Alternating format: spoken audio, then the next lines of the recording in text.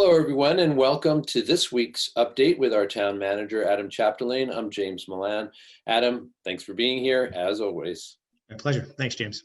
Let's get right to a COVID-19 update. And again, looking at the numbers just before we came on, it's just the same story as usual with the numbers, and that is a small creep upwards, no particular age category. Is this what we would consider, I assume, just to be ongoing good news for us here in Arlington? I think it is ongoing good news, and I think it continues to be a testament to the people of Arlington following the rules as best possible.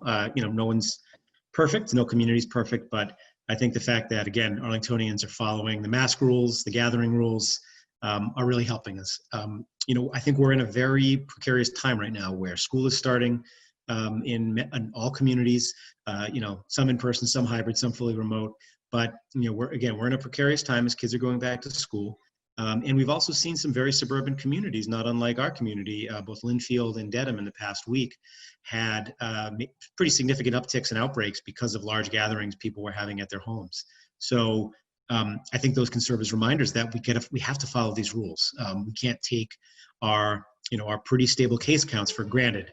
We have stable case counts because we're following the rules and we're taking this seriously, and I think we have to keep that up.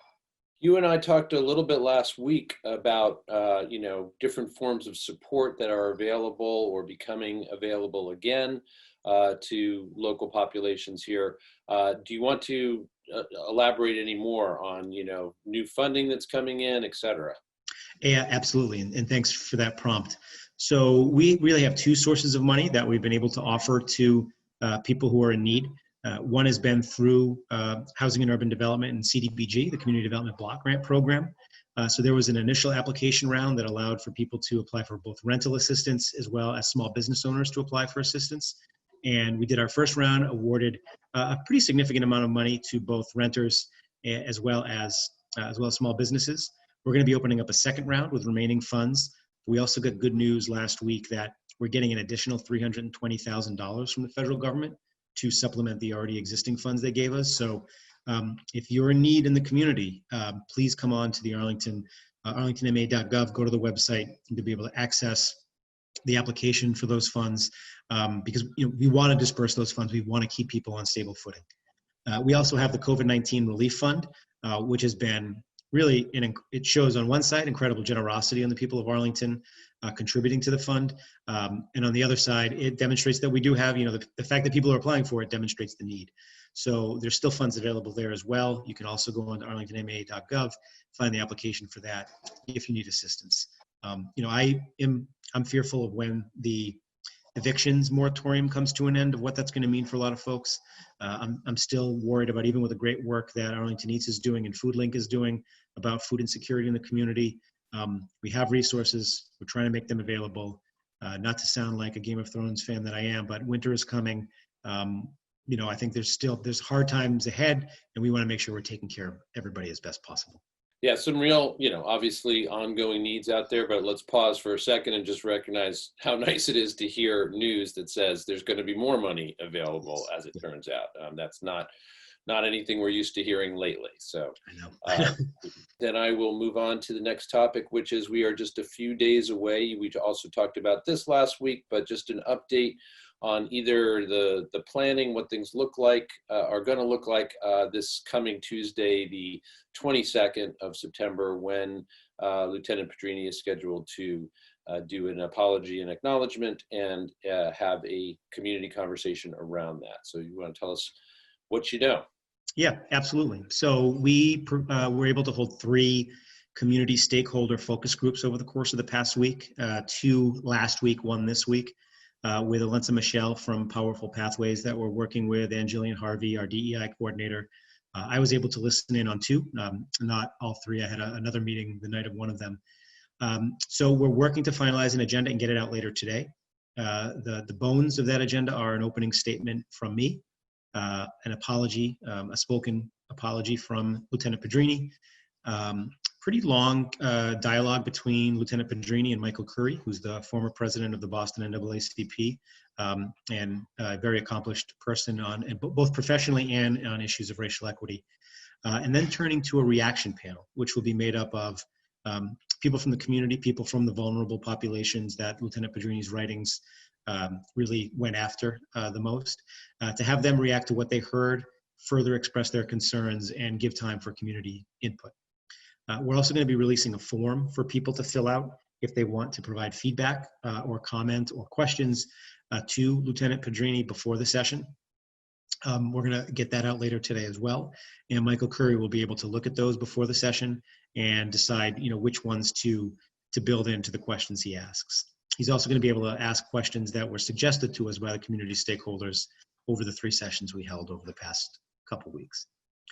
I think most importantly to add to all that is, we're trying to come towards a healing and a closure around the issue of Lieutenant Pedrini. But we are not trying to close out the dialogue in this community about the importance of addressing race and equity and diversity. In some ways, we're trying to get through this conversation so we can focus on the institutional and systemic change that we need to be considering.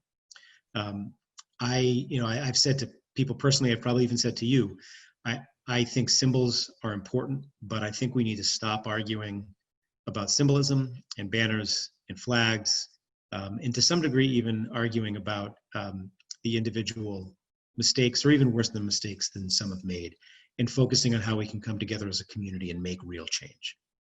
How can we talk about changes in zoning? How can we talk about changes in our policies and practices within all our departments that may be institutionally racist and we're not even aware of it? And how can we look at the police department and both support it and at the same time say there's some things we should think about here to make you even better? So that's my hope, that we can hold this session, move forward with healing, but also broaden our reach so that we can start to really have the broad, hard conversations that we need to have as a community. You mentioned support for the police, and that reminds me that last week, the major topic that we were talking about in a lot of ways was the impending Arlington Backs the Blue rally that did in fact happen last week. Do you have any comments on how that all unfolded?